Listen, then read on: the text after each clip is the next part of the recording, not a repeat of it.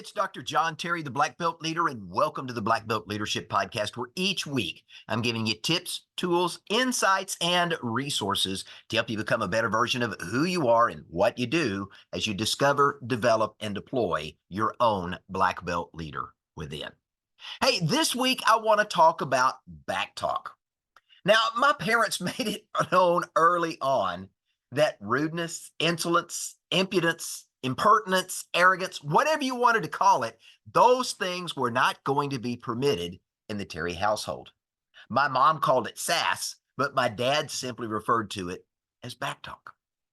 Now, backtalk is simply replying to someone in authority in a rude or a disrespectful manner.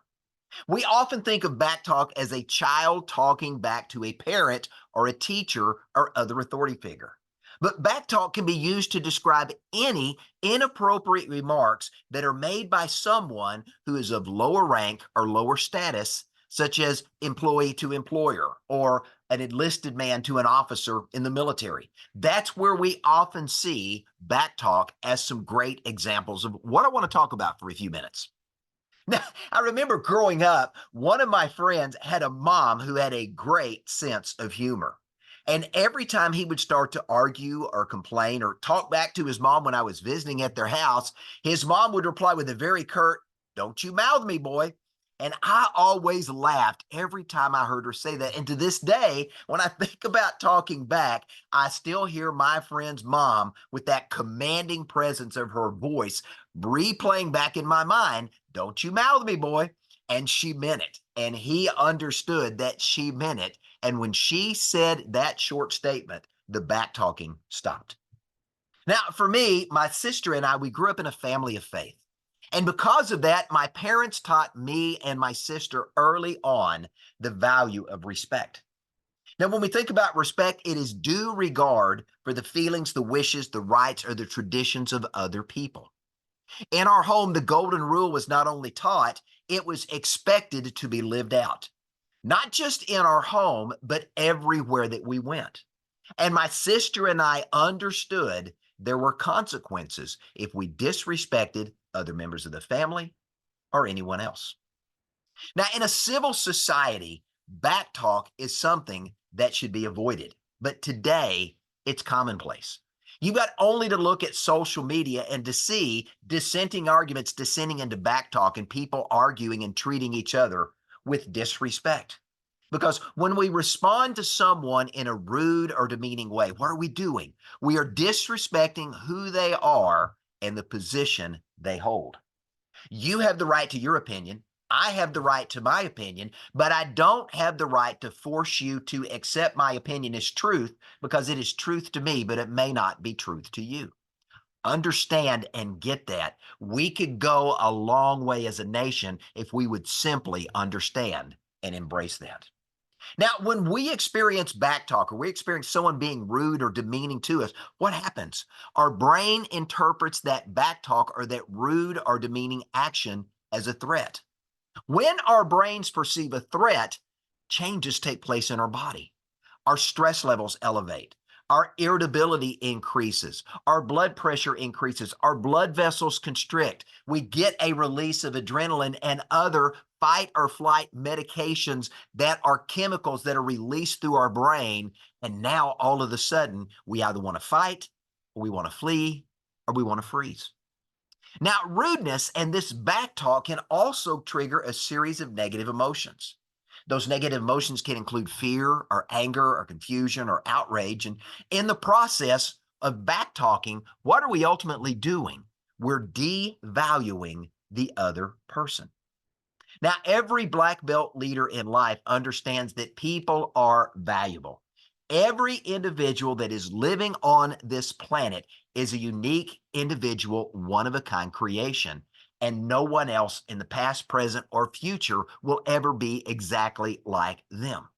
And as a result of that, unique, one of a kind, it's something to value. Now think about that. And then think about this. If we are to value other people, then backtalk is something that we should avoid, right? Short answer is not always. And here's where I want to shift the conversation. I want you to become an expert in backtalk. Now, you may be pausing and saying, John, we were just talking about all the negative things that backtalk does when we backtalk someone else. Well, again, that's where I want to shift the conversation because I don't want to talk about backtalking someone else or being rude or disrespectful to someone else. Here's what I want to talk about. I want to talk about backtalking not directed to other people, but backtalking directed to yourself. Now, for the next couple of minutes, stick with me. I want to share a leadership insight, and I really want to zero in on this back talking yourself because there's an important lesson that you need to glean from today's teaching. Now, according to healthbrains.org, our little 3-pound brain that sits inside of our skull processes somewhere between 60 and 70,000 thoughts each day. Did you hear that? 60 to 70,000 thoughts each day. More than 100 billion neurons that are interconnected by more than 500 trillion synapses move these thoughts and other signals through our brain's processing system at over 300 miles an hour. There's a lot going on in our brain all day, every day when it comes to our thoughts. And 60 to 70,000 thoughts a day, that's a lot of thoughts. But fortunately, inside our brain, there is this interesting little mechanism called the reticular activating system. It's embedded deep within our brain in what is often known as the reptilian part of our brain. It's that primal part of our brain. But what the reticular activating system does, it's a filter. It filters the thoughts that we think, prioritizing what is important and what is not based upon what has been programmed to filter in or filter out. Now, pay attention to what I just said. It's designed to prioritize what is important or what is not based upon what it's been programmed to prioritize and what has been organized and programmed to treat as not important. So, not all of the thoughts that you and I think every day are going to actually rise to our conscious awareness. But there's a potential problem even with that. According to the National Science Foundation, around 80% of the thoughts that we think that are brought to our conscious awareness all day, every day are negative. Did you hear that? 80% of the thoughts that we think brought to our conscious awareness are negative. And what's even more disturbing than that, the National Science Foundation goes on to say that more than 95% of our thoughts that we think are repetitive in nature. So if 80% of our thoughts are negative and 95% of our thoughts are repetitive thoughts, here's what's happening. We're thinking the same negative thoughts all day, every day, and it's holding us back from becoming the best version of ourselves. Now, this negative thinking can manifest itself in many, many ways, and perhaps one of the most common is self-doubt. Repetitive thinking traps us into a negative thought cycle. What happens? We go and we focus on what happened in the past. And our brain, like this amazing movie vault, continually replays our past failures, mistakes, and shortcomings when something similar happens in the present. And as a result of that, it takes us back to our past failures, our past mistakes, and our past shortcomings. As a result of that, we don't see the present for what it truly is, and we become pessimistic, believing what happened in the past is going to repeat itself in the future, and it's going to be bad. As a result of that, we begin to believe ourselves to be failures. We begin to believe we're never going to be able to achieve real success in our lives, and every bad situation we ever experienced, we're going to experience again and again and again. Now, this negative thinking can also manifest itself in perfectionism or imposter syndrome. What happens here? We place unrealistic, unachievable expectations on ourselves, and when we don't achieve them because we can't, all it does is reinforce the feelings of inadequacy, of lack, or of pessimism. Now, remember, and it's something I say often, as you think, you become. Now, Tony Robbins, I believe, says it well, and I've heard Tony say this many, many times over being a follower of Tony for many years and reading a number of his books. Tony says this often, where your focus goes, energy flows. Now, I agree with that statement because what you focus on expands. I talk about that not only in my book, Black Belt Secrets of Success, but I talk about that in Black Belt Leadership 101 in the chapter on belief. What you focus on expands. What you focus on is amplified in your thoughts. And what you focus your thoughts upon, you ultimately end up acting upon. And more importantly, what you focus on and where you put your attention is going to invite more of whatever it is you're focused on into your life. So if you're focused 80% of the time on negativity and 95% of the time you're replaying those negative thoughts, what are you doing? Inviting more negativity into your life. Remember, as you think, you say, you do, and you become. Negative thinking will never lead you to a positive life. Let me say that again. Negative thinking will never lead you to a positive life. Where you focus is what you're going to get more of. What you focus on is going to dictate the results that you experience in your life. Now, if negative thinking is never going to lead you to a positive life, I believe this is one of the primary reasons most people fail to rise to their full potential and to be as successful in life as they could be. They don't take control of their thought life and they allow negativity, self-doubt, imposter syndrome, and failure to hold them back from becoming a world-class master of who they are and what they do. Now, at this point, you may be saying, John, you're talking to me. So how do I, John, deal with all this negativity that's enslaving me and holding me back from my potential? Very simple. Back talk. We're back to where we started at the beginning of the conversation. Understand there's many things in life that you and I cannot control, but the one thing we have 100% control of is our thought life. Every single moment of every single day, you and I get to choose what we focus our thoughts and attention upon. You and I get to choose what thoughts we will reject and what thoughts we will ignore and what thoughts we're going to pay attention to. So when a negative thought, a negative idea comes into your conscious awareness, here's what I want to encourage you to do. Talk back to that negative thought.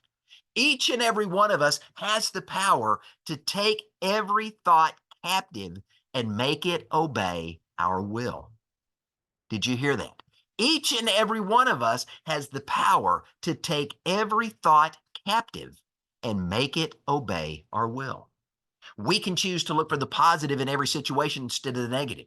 We can choose to look for the positive inside of every thought and every situation and not just focus on the bad. And when we do that, we start to reprogram our brains to think in a new and different and more positive way. We begin to reprogram our reticular activating system to elevate thoughts of positivity and to de-elevate thoughts of negativity. Now, here's what I can tell you in doing the research for my book, Black Belt Secrets of Success. Successful people are very intentional about controlling their thoughts. They daily choose to focus on thoughts of abundance, opportunity, expansion, and limitless possibility. These successful people throughout history have chosen to see the proverbial glass as half full rather than half empty. These successful people have chosen to be grateful for what they have rather than fretting over what they don't. Now, maybe you've heard the name Emile Coué, maybe you haven't. He was a 19th century psychologist and one of these guys that for the most part has been written out of history, but he was one of the early founders of the idea of autosuggestion. You may not recognize the name Emile Coué, but you have probably heard one of his most famous phrases. Every day, in every way, I'm getting better and better. Now, as a psychologist, Emile Coué believed that our thoughts could influence our physical and mental and emotional well-being. He referred to this very simple mantra, every day, in every way, I'm getting better and better. He referred to this as the law of concentrated attention. I love it. Concentrated attention on the outcome that we desire in our lives. Every day, in every way, I'm getting better and better. Now, the law of concentrated attention, if you read any of Coué's work, simply states that when someone focuses on an idea repeatedly, it will eventually become a reality in their lives. Now, Coué prescribed this mantra as good medicine before bedtime, and he encouraged his clients and followers to recite this short, simple affirmation 20 times right before going to sleep. It was the last thing he wanted their thoughts to be thinking as they went to sleep, so their subconscious mind could process that thought all night long. Coué believed that this affirmation statement would, over time, train the subconscious mind to work diligently to bring about a better outcome every single day. Now, you and I may think when we think of affirmations and these positive statements, we may think of names like Napoleon Hill or Wallace Wattles and James Allen. They too were early adopters of affirmations, or as it was known at the time, autosuggestion. Now, today you may think of Pastor Robert Schuller or Pastor Joel Osteen, modern day examples of highly successful individuals in the faith space who have taught their followers to use affirmations to focus on the positive and to actually pursue it. Now, here's something else I can tell you. Black belt leaders in life use affirmations to reframe their thinking. Now, an affirmation statement, if you're not familiar with what it is a declarative statement or a mantra or a proposition that is stated as a truth. Early on, when I was in my early teens, my dad gave me an incredible book by Og Mandino, one of his classic novels, The Greatest Salesman in the World. In that book, Og Mandino crafted a series of success mantras, or affirmations, if you want to call them that millions of people have successfully used to alter their thinking and to achieve greater outcomes in life. Let me share a few excerpts and give you a few of these short mantras. I am here for a purpose. I will live this day as if it was my last. Obstacles are necessary for success. I will greet this day with love in my heart. I will form good habits and become their slave. I love that. And probably my favorite from the book is this: I will persist until I succeed. Those simple affirmation statements themselves begin to retrain the brain to think successful thoughts. And as you think, you become. So let me leave you with 3 simple action steps that you can implement starting today to learn how to back talk your negative self. I want you to become an expert in back talking your negative self until your negative self can have no more of it and leaves, and that negative self is replaced with a positive, hope-filled, opportunity-seeking version of you. Number 1, listen to your thoughts. I want you to pay attention to what you're thinking. All too often, we allow our thoughts simply to flow through our minds unfiltered and uncontrolled. So here's what I want you to do. I want you to listen to the conversation you're having with yourself, the dialogue that's going on in between your ears, so that you can be intentional about changing the conversation from the negative to the positive. You're going to listen to your thoughts and you're going to talk back to yourself. Number 2, I want you to challenge limiting beliefs. We're going to back talk those limiting, doubt-filled beliefs that are holding you back. Because all too often, we live below our potential because we choose to believe we can't. We've told ourselves we can't for so long, we believe the lie that we can't. One of my mentors, Chris Robinson, says it well, and I've shared this quote often, but it's apropos again in this moment. Here's what Chris says. He says, it's not that you can't, but that you won't. And that choice is yours. You know, just because you couldn't do something then doesn't mean you can't do it now. There were things I've learned to do over time that today I can do exceptionally well that just a few weeks, months, or years ago, I couldn't do at all. What happened? I stopped placing limits on myself, and I want to challenge you to do the same. It's not that you can't, it's that you won't. And that choice is yours. You live too far below your potential because you choose to believe the lie that you can't. Number three, start using affirmations. Now, maybe it's simply using Emile Coué's every day in every way. I'm getting better and better. And you simply recite that 20 times each night before you go to bed.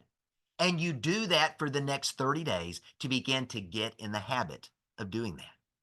Or maybe instead, you go and you read The Greatest Salesman in the World, and you take each of the scrolls that the salesman is teaching and giving to the individual that will take his place, and you read through those affirmations, one chapter for 30 days until those positive success affirmations and beliefs get deep within your being.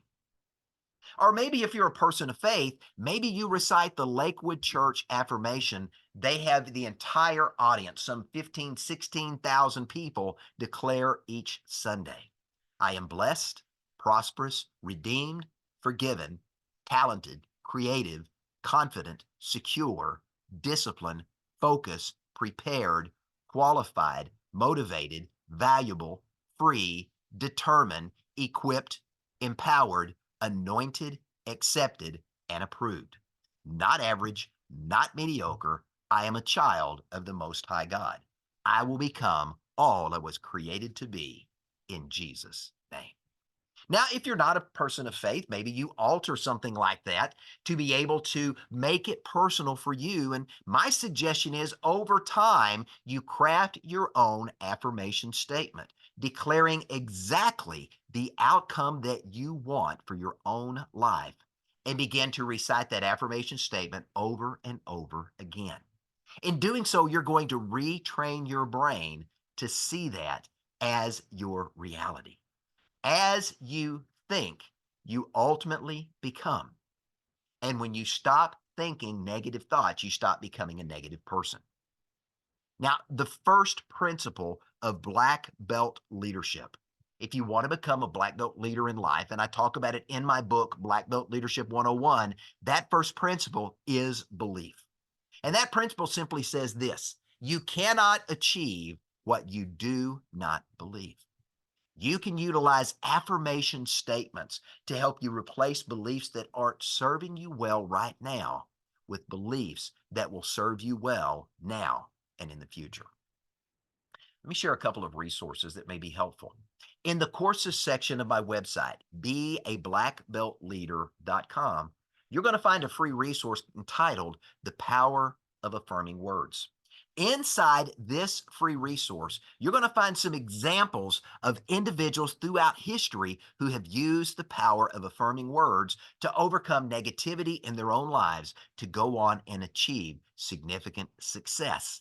And there's some ideas there about how you can apply those same concepts and principles in your life. Again, it's called The Power of Affirming Words. You'll find it in the courses section of my website, beablackbeltleader.com. So let me leave you with this. I want to challenge you. I want to dare you to speak back to your negative thoughts. I want you to talk back to your limiting beliefs. I want you to challenge the status quo that is keeping you as you are, where you are, unchained, and holding you back from a future better version of yourself. I want you to tell those doubt-filled thoughts of failure and lack they are not welcome in your mind anymore, and I want you to be intentional about replacing them with optimistic thoughts of opportunity and success. So go ahead, back talk yourself. I dare you. Why? Because success awaits. I'm Dr. John Terry, the Black Belt Leader. Thanks for joining me. Have a great day.